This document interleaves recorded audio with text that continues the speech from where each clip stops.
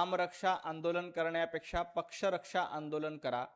कारण ज्या वेळेला राम मंदिराची प्राणप्रतिष्ठापना होती, देशभरातील साधू संत अनेक दिग्गज लोक अयोध्येला प्रभू रामचंद्राच्या प्राणप्रतिष्ठापना सोहळ्यासाठी उपस्थित होते. त्यावेळेला उद्धवजी ठाकरे मातोश्रीमध्ये बसून होते. त्यावेळेला उद्धवजी ठाकरे यांना वाटलं नाही की आपण प्रभू रामलल्लाच्या दर्शनाला जावं, त्या प्राणप्रतिष्ठापना सोहळ्यासाठी उपस्थित राहावं असं उद्धवजी ठाकरे यांना वाटलं नाही.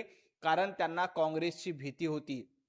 ज्या काँग्रेसनं प्रभू रामचंद्रांचं अस्तित्व नाकारलं, ज्या काँग्रेसनं प्रभू रामचंद्राच्या मंदिराला विरोध केला, ज्या काँग्रेसच्या मुळे एवढी वर्ष प्रभू रामचंद्रांचं मंदिर अयोध्येमध्ये होऊ शकलं नाही, सुप्रीम कोर्टामध्ये देखील प्रतिज्ञापत्र सादर करून रामाचं अस्तित्व नाकारलं, त्या काँग्रेसच्या दबावामुळे उद्धवजी ठाकरे अयोध्येच्या प्राणप्रतिष्ठापना सोहळ्यासाठी गेले नव्हते.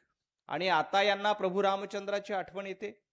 प्रभू रामचंद्र मंदिराच्या आंदोलनाच्या वेळेला जेव्हा भारतीय जनता पार्टी आणि तमाम हिंदू मंदिर वही बनाएंगे अशा घोषणा देत होते, त्यावेळेला हेच उद्धवजी ठाकरे त्याची खिल्ली उडवत होते, मंदिर वही बनाएंगे तारीख नहीं बताएंगे. उद्धवजी ठाकरे, ही तुमची प्रभू रामचंद्रांची भक्ती आहे? ही तुमची रामरक्षा आहे?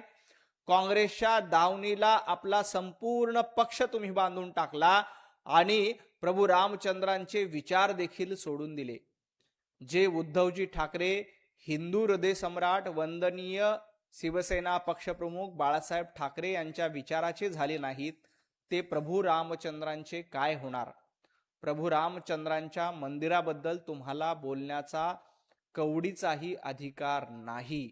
कारण तुम्ही काँग्रेसच्या सांगण्यावरून प्राणप्रतिष्ठापना सोहळ्यासाठी गेला नव्हतात. एवढंच नाही,